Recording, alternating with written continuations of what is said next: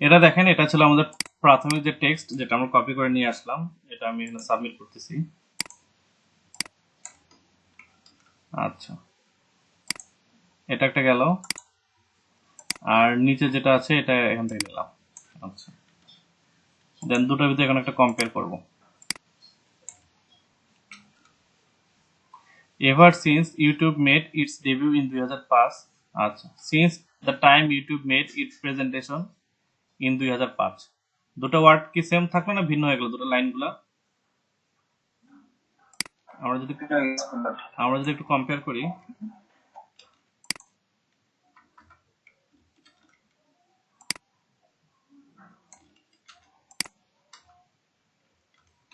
আচ্ছা, it has revolutionized video streaming as a whole, with internet videos are now more accessible to with a wider audience.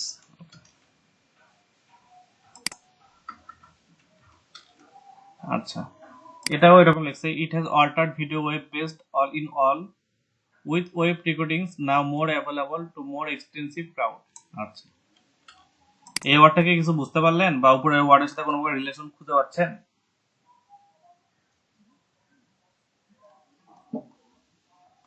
এই যে ওয়ার্ডটা আছে এটা কিন্তু আমরা বুঝতে পারলাম যে হ্যাঁ এটার সাথে একটা সম্পর্ক স্থাপন করা যাচ্ছে, কিন্তু এই লাইনের সাথে এই লাইনে কিন্তু সম্পর্ক স্থাপন করাটা খুব কঠিন হয়ে যাচ্ছে আমাদের জন্য। আচ্ছা, তিন নম্বর যেটা আছে, it is no surprise that it is also used as an effective digital marketing platform because of its great impact on web users and web visitors. আচ্ছা, এটা একটা লাইন। আচ্ছা,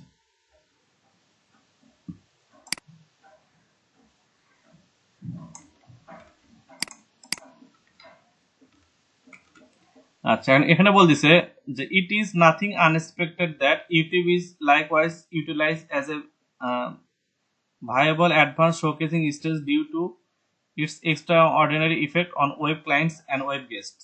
আচ্ছা, এই ওয়ার্ডের সাথে এই সেন্টেন্সের সাথে এই সেন্টেন্সটার কিন্তু আপনি যদি দেখতে যান, মিনিং এর ক্ষেত্রে কিন্তু একটা তারতম্য চলে আসতেছে।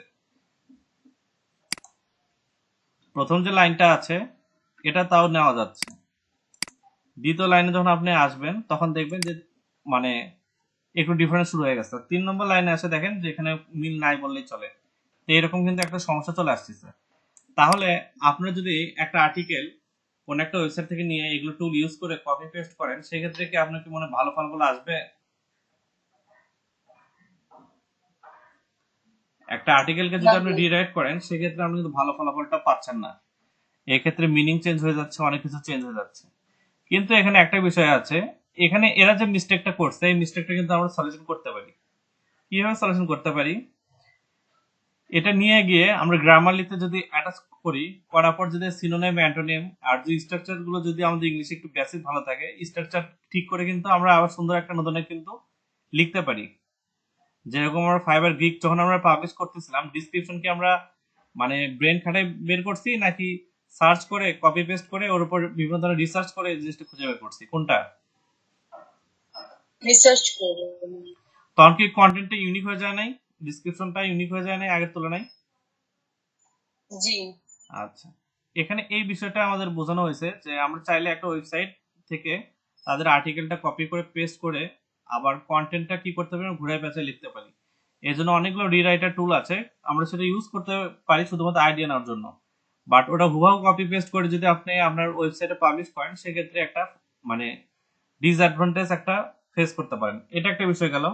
আর দ্বিতীয় একটা বিষয়, সেক্ষেত্রে আপনাকে কপিরাইট স্ট্রাইক থেকে বেঁচে গেলেও আপনার যে একটা স্ট্রাকচার থাকে, যেটা একটু পর আমরা দেখবো যে কোথায় কি ধরনের কাজ করতে হয় বা কি ধরনের সেগমেন্ট রেখে যেতে হয়, সেই জিনিসটা থাকবে না। এই একটা ডিসঅ্যাডভান্টেজ আপনি এখান থেকে ফেস করতে পারেন।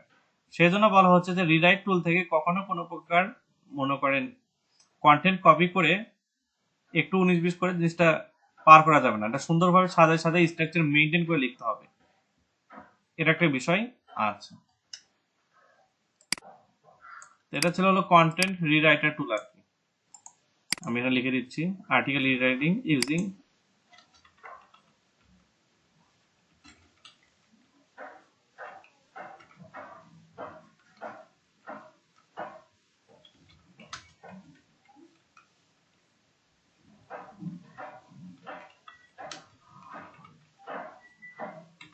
আচ্ছা, আমার 14 নম্বর বা 15 নম্বর ঘর পর্যন্ত ক্লিয়ার। আমি এখন নিচের দিকে চলে আসি, duplicate content in one site.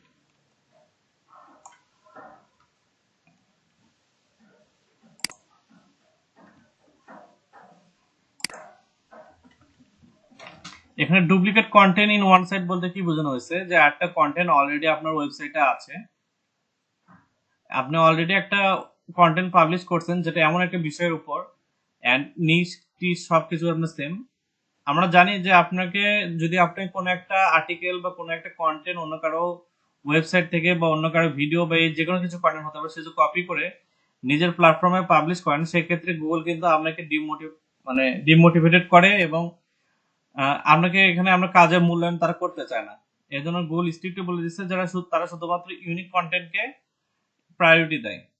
কিন্তু এখন যদি বিষয়টা এমন হয়ে দাঁড়ায় যে আপনি এমন একটা কন্টেন্ট নিজের ওয়েবসাইটে পাবলিশ করছেন, হুবাহু ওই একটা কন্টেন্ট একটু নির্দিষ্ট করে আবার নিজের ওয়েবসাইটে আবার একাধিকবার পাবলিশ করতেছেন, এই জিনিসকে গুগল একদম নিষেধ করে দিচ্ছে, যে ডুপ্লিকেট কন্টেন্ট একটা সাইটে থাকা যাবে না। ডুপ্লিকেট কন্টেন্ট একটা সাইটে থাকা যাবে না, থাকলেও সেই জিনিসটা মনিটাইজ পাবে না। কারণ গুগল যে স্পাইডার গুলো আছে যারা নিয়মিত ক্রল করে বা ইন্ডেক্সিং করে, তারা যদি এই জিনিসটা বুঝতে পারে, সেক্ষেত্রে আপনার উপর বা আপনার ওয়েবসাইটের উপর একটা বাজে ইম্প্যাক্ট তৈরি হবে। তো এই জন্য যারা আপনার এক্সপার্ট আছে, আপনার এসইও এক্সপার্ট, তারা বলে যে ডুপ্লিকেট কন্টেন্ট কখনো একটা সাইটে বারবার রিপিট হবে না, রিপিটেশন করা যাবে না। আচ্ছা, কিন্তু এখানে একটা টেকনিক আছে, সেটা কি, আপনি যদি ওই কন্টেন্টটা একটু রিরাইট করে লিখেন, এই ক্ষেত্রে আপনার ওয়েবসাইটে কোনো সমস্যা হবে না। যেরকম আমরা অন্য একটা জায়গা থেকে রিরাইট করতেছি, সেরকম যদি এটাও রিরাইট করে লিখি, সেক্ষেত্রে সমস্যা হবে না। জাস্ট কোশ্চেনের প্যাটার্নটা একটু নির্দিষ্ট করে দিলে কোনো সমস্যা নেই। ওকে, এটা ছিল duplicate content in one site. এরপরে যেটা আসে সেটা হলো কন্টেন্টে কি কি সেগমেন্ট থাকা উচিত বা স্ট্র্যাটেজি থাকা উচিত। সেগমেন্ট অলরেডি আমি ডিসকাস করছি, এটা দরকার।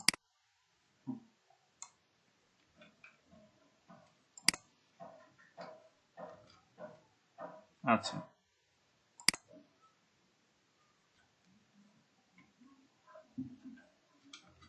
সেটা হলো যে আপনি যখন আপনার কন্টেন্টে লিখবেন, তার যে টাইটেলটা, সে টাইটেলটাই কিন্তু আপনার মানুষকে মেইনলি অ্যাট্রাক্ট করে।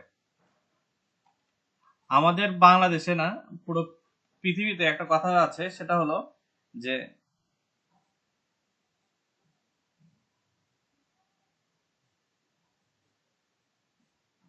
আচ্ছা, সেটা হলো যে আপনার যে ওয়েবসাইটে যে কন্টেন্টটা থাকবে, সেখানে আপনার যে টাইটেলটা, সে টাইটেলটা অবশ্যই সুন্দর হতে হবে। কারণ আপনার টাইটেল দেখে মানুষ কি করবে, আপনার ওয়েবসাইটে ভিজিট করবে।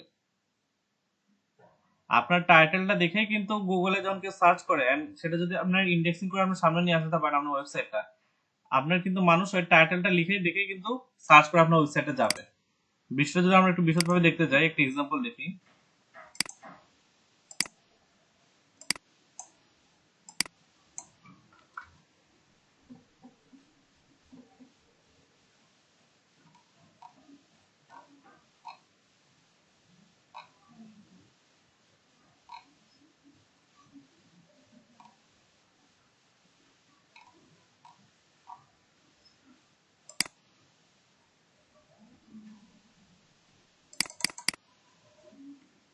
আচ্ছা,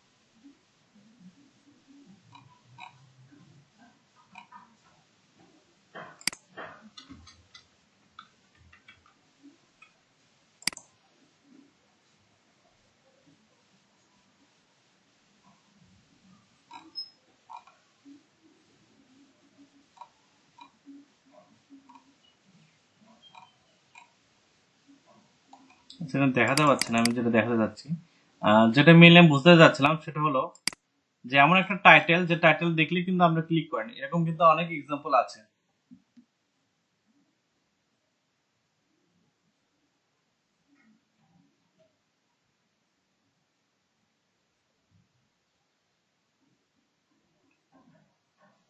আপনার ওয়েবসাইটে যে টাইটেলটা থাকবে, অর্থাৎ আপনার যে পোস্টের যে টাইটেলটা থাকবে,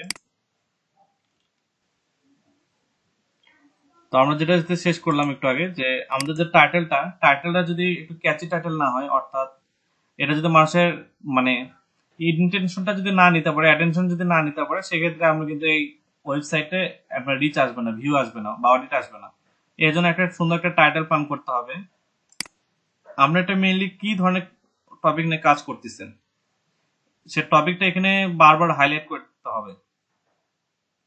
অর্থাৎ টেক নাকি এই জিনিসটা আপনাকে সুন্দরভাবে হাইলাইট করে দেখাতে হবে, যেটা মেইনলি আমরা এই একটা নিশ নিয়ে কাজ করতেছি, বা আপনার নিশটাকে হাইলাইট করতে হবে, বা টপিকটাকে হাইলাইট করতে হবে। এটা হচ্ছে দ্বিতীয় ক্যাটাগরি। আর তৃতীয় যেটা বিষয়, সেটা হচ্ছে আপনার কন্টেন্টের হেডিং এর নিচে, মেইন হেডিং এর নিচে সাব হেডিং রাখতে হবে, বা সাব টাইটেল রাখতে হবে। এই সাব টাইটেল বা সাব হেডিংটা রাখার কারণে আপনার ওয়েবসাইটে একটু বুঝতে পারবে, বা জিনিসটা আরো সুন্দর লাগবে দেখতে। ক্লোজিং ফরম্যাটটা কি ঠিক মতো হয়েছে কিনা, এই জিনিসটাকে আপনার দেখতে হবে।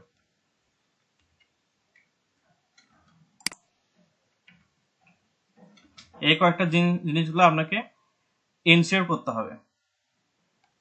আচ্ছা, তারপর আর যে কাজগুলো থাকতেছে সেটা হলো যে আপনার ওয়েবসাইটে আপনি কোনো একটা তথ্য আপনি এখানে পাবলিশ করলেন। পাবলিশ করার পর আপনার তথ্যটা যে সত্য নাকি মিথ্যা, এটা তো আপনি গ্যারান্টি দিতে পারবেন না। বা গ্যারান্টি দিতে হলে আপনাকে অবশ্যই এই যে তথ্যটা যেখান থেকে পাইছেন, সেই ওয়েবসাইটটাকে আপনি এখানে লিংক করবেন। আমরা যখন একটা পোস্ট করতে গিয়েছিলাম, তখন আমরা দেখছি যে আচ্ছা, ওটা মনে হয় দেখানো হয় নাই, কারণ এখন আমরা কোনো পোস্ট করি নাই আমাদের ওয়েবসাইটে। তো আমরা যখন দেখানো হয়েছিল কি, আচ্ছা, তো কোনো পোস্ট যখন আমরা লিংক করব, তখন আমরা যে লেখাটা লিখতেছি, সাপোজ আমরা যদি এখানে লিখি যে আমরা ওয়েবসাইটে গিয়ে লিখি,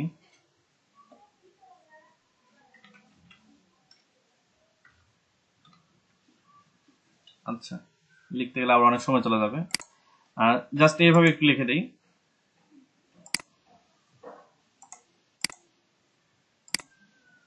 যে, সাপোজ আমি এরকম লিখলাম যে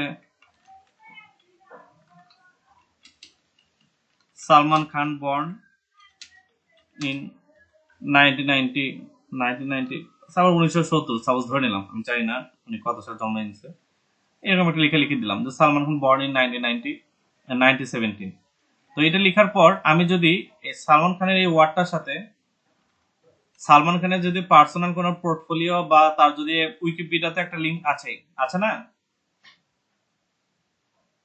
জি ভাই, দুটাকে যদি কানেক্ট করে দেয়, সেক্ষেত্রে এই জিনিসটা আমার আরো অথেন্টিক হয়ে গেল না? জি ভাই, কেউ দেখতে চাইলে সে যদি চায় যে আমি যেখানে একটা পোস্ট করছি সেটা সত্য কি মিথ্যা, উইকিপিডিয়া গেলে সে দেখতে পারবে যে ইনি এত সালে জন্মগ্রহণ করছে। এই বিষয়টা এখানে আমি বোঝাতে চাইছি আর কি, যে আমি যে রেফারেন্সটা নিয়ে আসতেছি সেটা যদি আমি লিংক প্রোভাইড করি, সেই জিনিসটা আমার একটা সুন্দর হয়, বা তথ্যটা ভ্যালুয়েবল হয়। আবার যে সকল সাইট, কোন একটা সাইট যে সাইটে কোনো নিজেরই কোনো একটা যোগ্যতা নাই, এমন একটা সাইটকে যদি আমি এখানে অ্যাটাচ করি, সেক্ষেত্রে সে সাইট তো যাবে যাবে, আমার সাইটের একটা যে রিচ বা ইমপ্রেশন সেটা কমে আসবে, রেপুটেশন এটা কমে আসবে। এগুলো আমরা ব্যাক লিঙ্কে যখন যাবো, তখন বুঝতে পারবো যে লিঙ্কের যে বিষয়টা থাকে, তখন আমরা এটা এখানে ডিসকাস করবো যে কাকে লিঙ্ক দেওয়া যাবে, কাকে দেওয়া যাবে না, এগুলো নিয়ে একটা বিস্তর আলোচনা আছে। আচ্ছা, তাও আমি এটা একটু শর্টকাটে একটা গল্প বলি। সেটা হলো যে দেখা যাচ্ছে যে আপনি আর আপনার একজন বন্ধু দুজনে মিলে রাস্তায় ঘুরতেছেন। আপনি একজন শরীফ ভদ্রলোক, আর আপনার সাথে যিনি আছেন তিনি কে কি আপনি জানেন যে সে একজন ভালো লোক। এই সময় পুলিশ আপনাদের দুজনকে আটকানোর পর দুজনের পকেট চেক করলো। করার পর আপনার বন্ধুর পকেট থেকে মাদক কোন একটা দ্রব্য পাওয়া গেল। পুলিশ কি আপনাকে ছেড়ে দিবে? অবশ্যই না, সাথে আপনার বন্ধুকে তো ধরবে, কারণ বন্ধুর পকেটে মাদক পাওয়া গেছে। আর আপনি যেন সাথে আছেন, আপনাকে কিন্তু ধরবে। আপনি হাজার প্রমাণ করার চেষ্টা করলে কিন্তু আপনি মানে ওই যদি ধরাটা খাইলে আমি তারপরে যাবো। জি, প্রথমে ধরাটা খাইলে আমি তারপরে প্রমাণ করবো না। আচ্ছা, তা আপনি এমন একটা সাইটকে লিংক দিয়েছেন যে সাইটে নিজেরই সমস্যা আছে। আপনি এমন একটা ওয়েবসাইটকে লিংক দিলেন যে সাইটটাতে আপনার মনে করেন অলরেডি পেনাল্টি খাওয়ার একটা সম্ভাবনা আছে। সেরকম একটা সাইটের সাথে আপনার সম্পর্ক। তা গুগল যখন ওই সাইটকে ধরবে তখন আপনার ওয়েবসাইটে কি ছাড়ে দিবে? নিশ্চয়ই এই ওয়েবসাইট কে লিঙ্ক দিছে। সাপোজ ধরে নিলাম যে দুটো ওয়েবসাইট, একটা হলো রঙ্গন বিডি, এটা একটা ওয়েবসাইট যেটা পেনাল্টি খাওয়া খাওয়া ভাব, আর একটা হলো অঙ্গন বিডি, এটা একটা ওয়েবসাইট যেটা একটা ভালো ফ্রেশ ওয়েবসাইট, কোনো সম্পর্ক নেই। অঙ্গন বিডি এখন কি করছে, অঙ্গন বিডিকে একটা লিঙ্ক দিছে, যে রেফারেল লিঙ্ক দিছে, যে এখানে একটা তথ্য আমি দিলাম, এই তথ্যটা যাচাই করার জন্য আপনি একটু রঙ্গন বিডি থেকে ঘুরে আসেন। এই লিঙ্কটা আপনার অঙ্গন বিডি কাকে দিল? রঙ্গন বিডিকে দিল।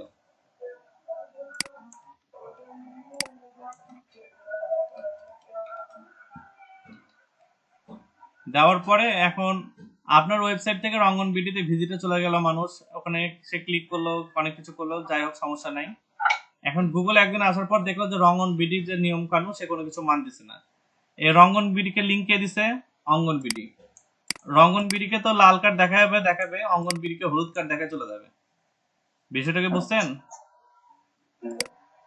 এটা হচ্ছে বিষয়। তো এই কারণে আপনার যে রেফারেন্স লিঙ্কগুলো দিবেন, যখন আপনার ওয়েবসাইটে রেফারেন্স লিঙ্কগুলো অ্যাড করবেন, সেক্ষেত্রে মাথায় রাখতে হবে যে কোনোভাবেই যেন কোনো মানে আজে বাজে ওয়েবসাইটকে আপনি যেন আপনার ওয়েবসাইটে লিঙ্ক না দেন। এতে আপনার ওয়েবসাইটের সমস্যা হবে, তারও আর সে তো সমস্যা, ও তো নিজে একটা সমস্যা, ওর আর কি সমস্যা হবে। এই হচ্ছে বিষয়। Utilize related code of any influencer or others. আচ্ছা, এটা অপশনাল, ম্যান্ডেটরি না। এগুলো যেটা ম্যান্ডেটরি ছিল, এটা অতটা ম্যান্ডেটরি না, এটা অপশনাল। এটার মানে যেটা দাঁড়াইছে সেটা হচ্ছিল যে আপনি এমন কিছু লিখতেছেন সেটার সাথে কোনো একটা কোর্স যায়, কোর্স মানে হয়তো জানেনি কবিতা বা ছন্দ বা একটা বক্তব্য, এটা এগুলো তো হয় কোর্স।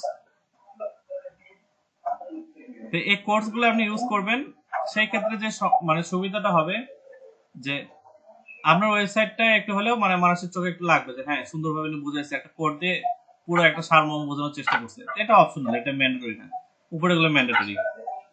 আবার এটাও আবার এরপরে যে টপিকটা আসে সেটা হলো ম্যান্ডেটরি, যে নিজের একটা ইমেজ ক্রিয়েট করা। আপনি আপনার ওয়েবসাইটে যে ফটোটা দিচ্ছেন, সে ফটোটা আপনি সেখান থেকে নিয়ে আসলে কপিরাইট স্ট্রাইক খাওয়া সহ আরো বিভিন্ন ধরনের সম্ভাবনা আছে, তাই তো? কিন্তু আপনি যদি এটা আর আপনি যদি নিজে একটা ইমেজ ক্রিয়েট করেন, ইমেজ ক্রিয়েট করা কিন্তু এখন সবার জন্য হাতের মোয়া হয়ে গেছে। কিভাবে? যারা গ্রাফিক্স এর না, আমরা যারা নন গ্রাফিক্স এর আছি, তারা কিন্তু ক্যানভা দিয়ে খুব সুন্দর করে কিন্তু এখন কাজ করতে পারতেছি। ক্যানভা দিয়ে একটা ইমেজ কিন্তু ক্রিয়েট করা আমাদের জন্য খুব কঠিন না। তো এই জিনিসটা কিন্তু ম্যান্ডেটরি, যে আপনি অন্য কারো ওয়েবসাইটের থেকে ইমেজ কপি না করে বা স্টক ইমেজকে একটু স্টক ইমেজের উপর একটু হালকা পাতলে অ্যাপ্লিকেশন পারফর্ম করাই আপনি একটা নিজে একটা ইমেজ ক্রিয়েট করতে পারবেন। আর আপনার যে ওয়েবসাইটে যে কন্টেন্ট থাকবে, সেই কন্টেন্টের ভিতরে এই জিনিসটা অ্যাটাচ করলে আপনার জিনিসটা কি হচ্ছে, ওটা কি বলে, নতুন হচ্ছে, আর কোনো মানে প্রবলেম না, ইউনিক হচ্ছে আর কি। আচ্ছা, 18 নম্বর যেটা, সেটা হলো একটা মডেল নিয়ে আমরা ডিসকাস করবো। তো এই মডেলের পূর্ণরূপটা কি হতে পারে? আমরা কিন্তু অলরেডি ইমেলের দিনে এটা ডিসকাস করছি।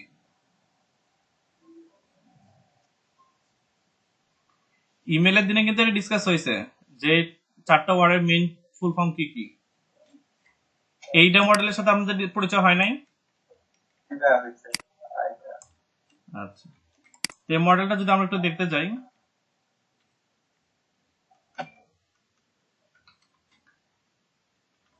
এই মডেলে কিভাবে, প্রথমে আপনি একটা কন্টেন্ট লিখলেন, কন্টেন্টের টাইটেল, হেডিংস এগুলো দিয়ে আপনাকে কি নিতে হবে মানুষের? প্রথমে নিতে হবে অ্যাটেনশন। খুব সুন্দরভাবে আপনি একটা অ্যাটেনশন নিলেন, যে হ্যাঁ আমার টাইটেলটা সুন্দর, আমার এটা সুন্দর, ওটা সুন্দর, একটা অ্যাটেনশন নেওয়া শেষ। অ্যাটেনশন নেওয়ার পর আপনি যে কাজটা করেন সেটা হলো যে মানুষ যাতে আপনার এই কন্টেন্টটা পড়ুক, আপনার কন্টেন্টটা শুরু থেকে শেষ পর্যন্ত পড়ুক, এই জন্য আপনার কি জাগাতে হবে, তার মনের ভিতরে একটা ইন্টারেস্ট, যে হ্যাঁ আমি এটা পড়তে পারি।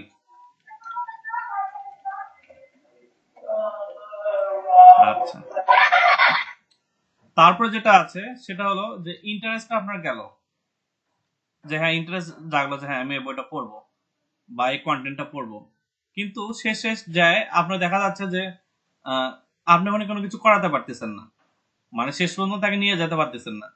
এর জন্য তার কাছে শেষ পর্যন্ত সে যে পড়বে, এটা যে আপনার একটা ডিজায়ার, এই ডিজায়ারটা তার ভিতরে আপনাকে পুশ করতে হবে আপনি লেখার মাধ্যমে। তারপরে যে সেগমেন্টটা আছে সে সেগমেন্টটা হলো অ্যাকশন। অ্যাকশনটা কি? অ্যাকশনটা হলো যে আপনার এখানে আপনি লিখলেন যে কমেন্ট আছে, তারপরে হচ্ছে হলো আপনার শেয়ার আছে, এই ধরনের যে পারফরমেন্স গুলো আছে বা অপারেশন গুলো আছে সেগুলো যদি আপনার অডিয়েন্সকে দিয়ে আপনি পারফর্ম করাতে পারেন, সেটা হবে অ্যাকশন। তো মেইনলি এই কয়টা, আমরা এই চারটার সাথে কিন্তু আগে থেকে পূর্ব পরিচিত ছিলাম। আচ্ছা, কিন্তু আপনাকে এইভাবে কিন্তু একজন অডিয়েন্সকে ছেড়ে দেওয়া যাবে না। অডিয়েন্স যদি আপনি পুনরায় আপনাকে নিয়ে আসতে হবে, এই জন্য একটা সেগমেন্ট নতুন করে অ্যাড করা হয় কন্টেন্ট মার্কেটিং এ, সেটা হলো রিটেনশন। রিটেনশন মানে কি বলেন তো?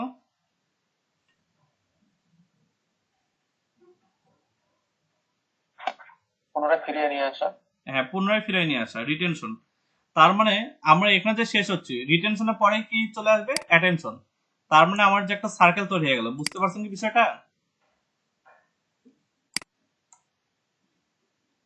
আচ্ছা, এটা একটা সহজ একটা উদাহরণ দেই। আপনি একটা ইউটিউবে একটা ভিডিও দেখছেন, ওটা কিন্তু একটা কন্টেন্ট। ইউটিউবে একটা ভিডিও দেখছেন, সেটা একটা কন্টেন্ট। সে ভিডিওটা দেখা শুরু করলো, সে প্রথমে ভিডিওতে দেখলো টাইটেল লেখা। দেখুন কিভাবে, বিশেষ করে মায়াজালের যে টাইটেল গুলো থাকে সেগুলো যদি আপনি একটু নোটিস করেন ওখানে একটু দেখতে পারবেন যারা খুব সুন্দর সুন্দর টাইটেল দেয়। ভিতরে কি আছে আল্লাহ মালুম, কিন্তু ওদের যে টাইটেল গুলো দেখবেন খুব সুন্দর। Title thumbnail. থাম্বনেল এবং টাইটেল। আচ্ছা, একদম ঘুরে আসি, মায়াজাল লিখে সার্চ করি।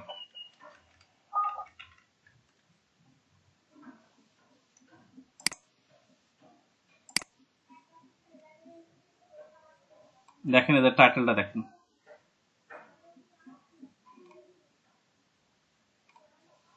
বাংলাদেশে মানে এর উপরে আমি কোনো চ্যানেল দেখিনি যারা টাইটেল এগুলো ইউজ করে। আর আরো তো আছে, লোকাল গুলো তো কথা বললামই না। আচ্ছা, থাম্বনেল গুলা বেশি টানে, যে যে ছবি ইউজ করে। ভিতরে যা দেখুন ছবির অর্ধেক নাই। হ্যাঁ, মানে একটা লেকচার ভিডিও দিতে। দেখেন,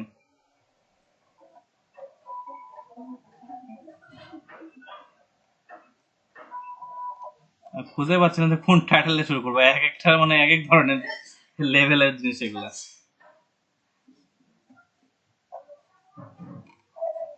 এদের মায়াজালের এক একটা জিনিস এক একটা জিনিসের লেভেলের এক একজন। আচ্ছা, এটাই নিলাম।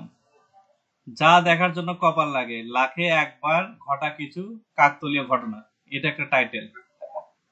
দেখলেই দেখছি সাথে সাথে ক্লিক করলাম, মিনিং কিন্তু অলরেডি এনার যে মডেলে যদি আমরা দেখি, আমার কিন্তু অ্যাটেনশন নেওয়ার সাকসেস।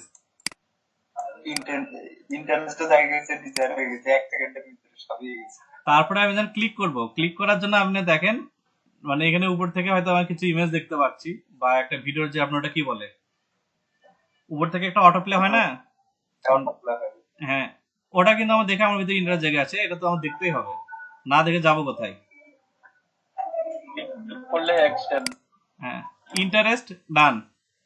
ভিডিওটা এখন আমার শুরু করলাম, শুরুতে এরা এমন কিছু মানে বক্তব্য দেয়, এই যে দেখেন প্রাণীদের এমন উদ্ভট আচরণ, অ্যানাকোন্ডা বাঘটিকে দেখে ফেলে তারপর যা হলো। এটা ক্লিক করলাম, ক্লিক করার পর আমি যখন দেখা শুরু করলাম তখন দেখেন প্রাথমিক অবস্থায় যে ডিজাইনটা সেটা কিন্তু আমার চলে আসছে, যে হ্যাঁ শেষ পর্যন্ত দেখতে হবে কি হয়েছে কাহিনীটা। আর আমি যে ক্লিক করলাম, ক্লিক করার পর যদি ক্লিক চেক করলাম, ক্লিক থেকে কিন্তু ওদের আর্ন আসা শুরু হয়ে যাবে, তখন কিন্তু অ্যাকশনটাও পারফর্ম হয়ে গেল। এখন আমি যদি অ্যাভারেজ বাঙালি হই, অর্থাৎ আমাদের যে বাঙালিরা যারা থাকে, তার আমার ভিডিও দেখার শেষে কি করে আছে বলেন তো ওই চ্যানেলে? সাবস্ক্রাইব। আর যখন আমি সাবস্ক্রাইব করব তখন ওদের কোন অংশটা মানে ওরা সাকসেস হয়ে গেল? তাহলে পরবর্তী থেকে আমার মানে মিডিয়াতে বা আমার যে ইউটিউবে যে ফিড আছে, তখন কিন্তু ওর কিন্তু আমার আর পুরো কোনো মার্কেটিং করা লাগবে না, অলরেডি আমি ওনার কাস্টমার হয়ে গেছি। তো এটা হলো এইটার মডেল বা আইডা। এই আরটা ছিল না ইমেল মার্কেটিং এর ক্ষেত্রে, কারণ এটা লাগে না, কিন্তু কন্টেন্ট মার্কেটিং এর ক্ষেত্রে এটা লাগে, কারণ আমাদের যে ফ্লোটা বা যে সার্কেলটা সেটা নিয়মিত চালাতে হবে। তো এই মডেলটা বুঝতে পারছেন, আইডা মডেলটা, আইডার জি ভাই। এত সুন্দর একটা এক্সাম্পল দিলাম, তাও যদি না বোঝে তাহলে তো সমস্যা। তার ভিডিওটা দিতে চলতেছে।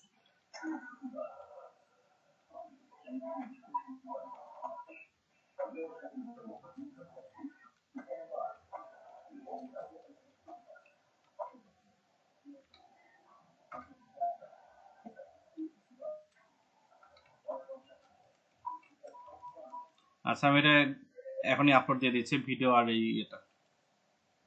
আচ্ছা ঠিক আছে।